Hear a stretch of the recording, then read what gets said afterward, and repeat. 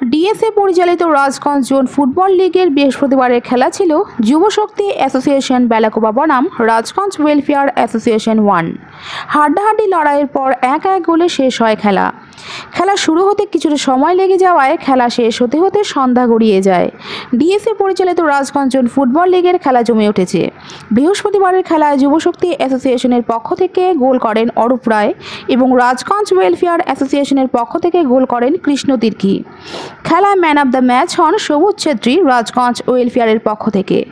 অন্যদিকে শুক্রবার মুখোমুখি অংশগ্রহণ করে আদিবাসী সুরক্ষা ক্লাব ভান্ডারপুর বনাম আদিবাসী জনতা ক্লাব শিকারপুর। হাড্ডাহাড্ডি লড়াইয়ের পর আদিবাসী সুরক্ষা ক্লাব ভান্ডারপুর 1-0 গোলে জয়লাভ করে। খেলায় একমাত্র গোল করেন জয় খাড়িয়া আদিবাসী সুরক্ষা ক্লাব।